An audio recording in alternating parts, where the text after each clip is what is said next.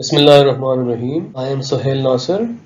Welcome to my YouTube channel Empower Nurses, where you can learn, grow, and excel. This is part 2 of the crash course on ECG and its interpretation. In this session, we are going to discuss depolarization and repolarization. We'll discuss cardiac action potential and its phases. We'll also see what happens at the cellular level in cardiomyocytes. We'll look at the mechanical activity that follows the electrical activity of the heart, and we'll also discuss the waves and segment on the ECG as to what does they represent. Let's first look at depolarization.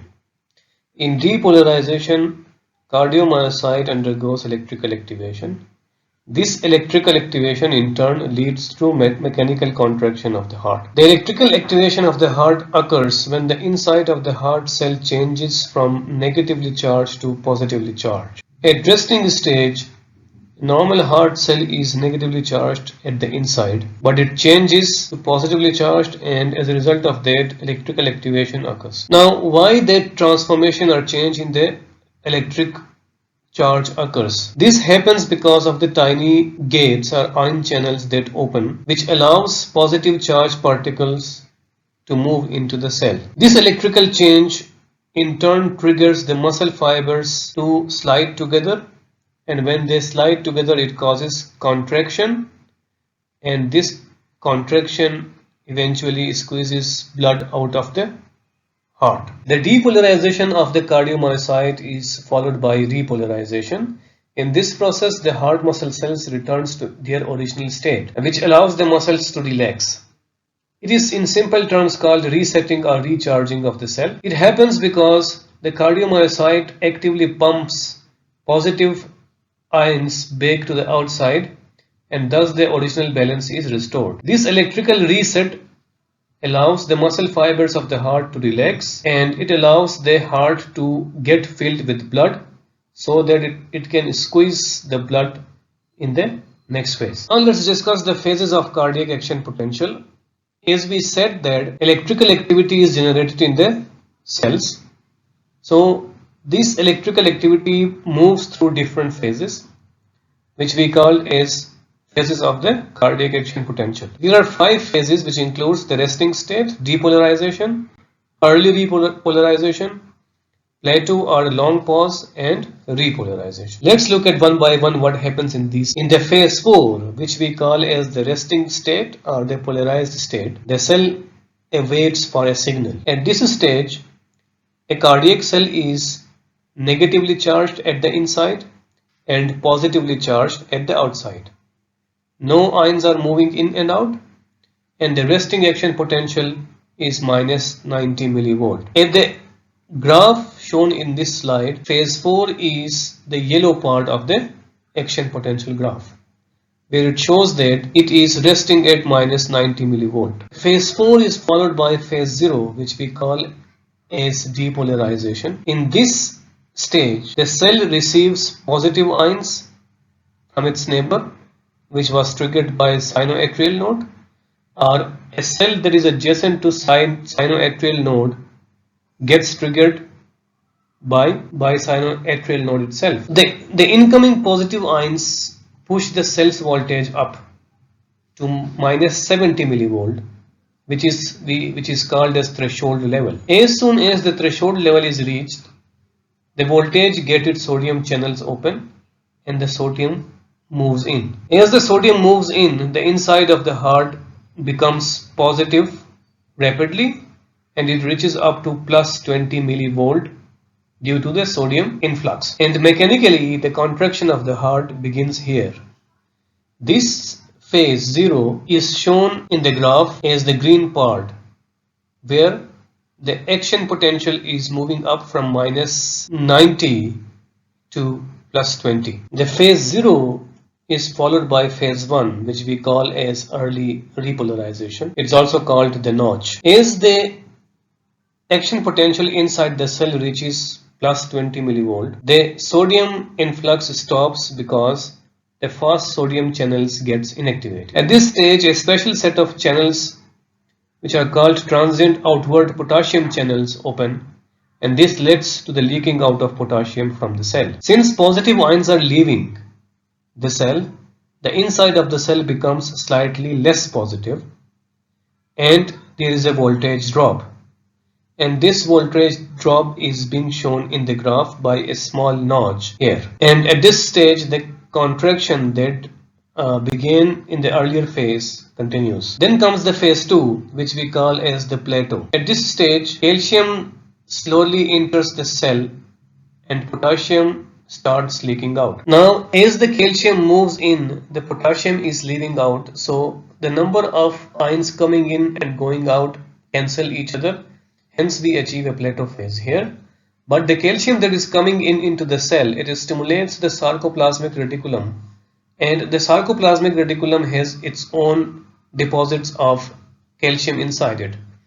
So it dumps the massive amount of stored calcium into the cytoplasm. Now this calcium that is pushed into the cytoplasm binds to the proteins inside the cell, and the protein is called troponin. And when the calcium binds with the troponin, it removes the block that was preventing the muscle fibers from touching each other. That is, actin and myosin were prevented to touch each other, but as this calcium binds to the troponin, that block is removed and the actin and myosin comes together, they slide together, and as a result strong contractions occur. After the phase 2, which we call the plateau phase, which is shown as a red color in the action potential graph, here comes phase 3, which is repolarization.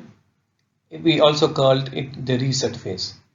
In this stage, the calcium gates close and the potassium channels open, and the potassium is rapidly pushed out of the cell, and thus the inside of the cell again becomes negative, and hence the cells get repolarized. Now let's look at what happens at the cellular level. It will be a summarization of what we have discussed earlier. So let's suppose we have this cell. This cardiomyocyte is resting at -90 millivolt. What happens is it gets triggered by sinoatrial node or by an adjacent cell which was activated by sinoatrial node. What happens? When it gets activated, the inside of the cell becomes more positive. So it reaches at -70 millivolt. When the action potential of the cell reaches -70 millivolt, this is the threshold level for sodium channels.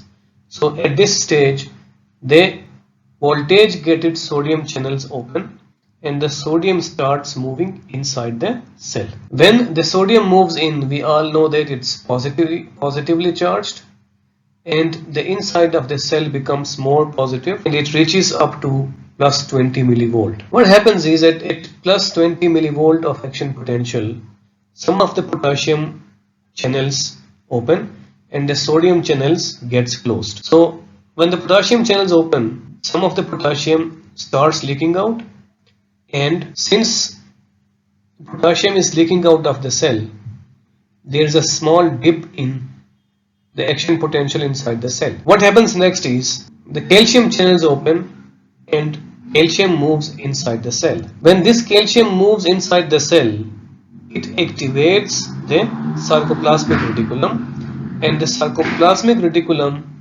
pushes the calcium that it stores into the cytoplasm of the cardiomyocyte.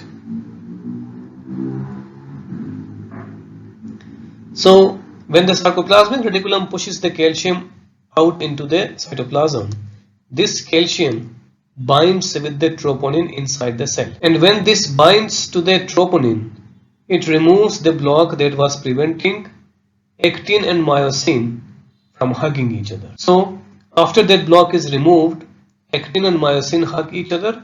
As they come together, the heart muscles start contracting. Now what happens is, at this level, voltage gated potassium channels open and a lot of potassium is again pushed out of the cell. Since a lot of potassium is pushed out of the cell comes to its comes to its resting stage, which was -90 millivolt. Now let's look at the mechanical events that follow the electrical events. So first of all, the SA node, sinoatrial node, fires, which causes the atrial depolarization. Atrial depolarization forms a P wave in the ECG, and the mechanical event at the atria is the contraction of atria or atrial systole, which pushes the blood into the ventricles. At this stage, the ventricles are in a relaxed form. Then the impulse, after traveling all along the atria, it travels through the AV node. So at the AV node there is a slight delay, and this delay is shown in the form of PR segment in the ECG, and the mechanical event corresponding to PR segment is atria are completing contraction and the ventricles are filling at this stage. Then comes the ventricular depolarization. When the ventricles get filled with the blood, ventricular depolarization occurs, which forms a QRS complex in the ECG. At this stage, mechanically the atria are relaxed, or atrial diastole is happening, and the ventricles begin to contract.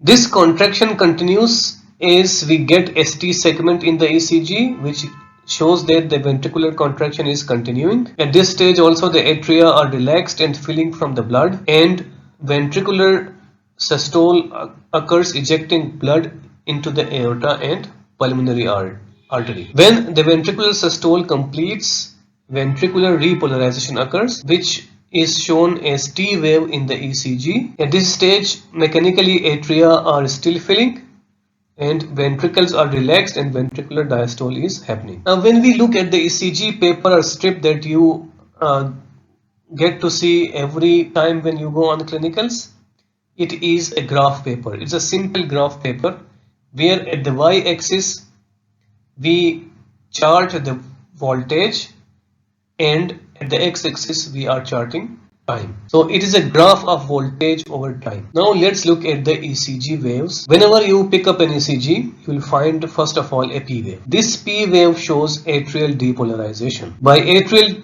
depolarization, we mean the phase 0 of the action potential in the atria. Then comes the QRS complex. The QRS complex shows ventricular depolarization.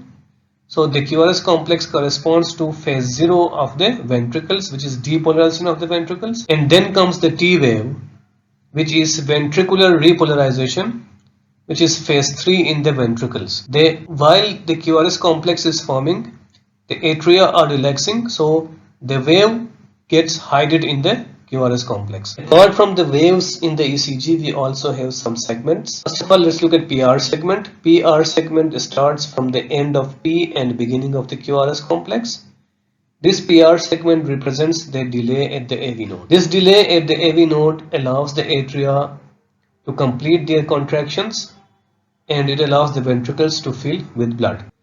Then we have a ST segment. ST segment is the segment beginning from the end of S and the beginning of T. It corresponds to the early phase of ventricular repolarization. At the end of this segment, ST segment, all the ventricular cells are depolarized. Thank you very much. Please like, subscribe and hit the bell icon for new videos. Thank you very much.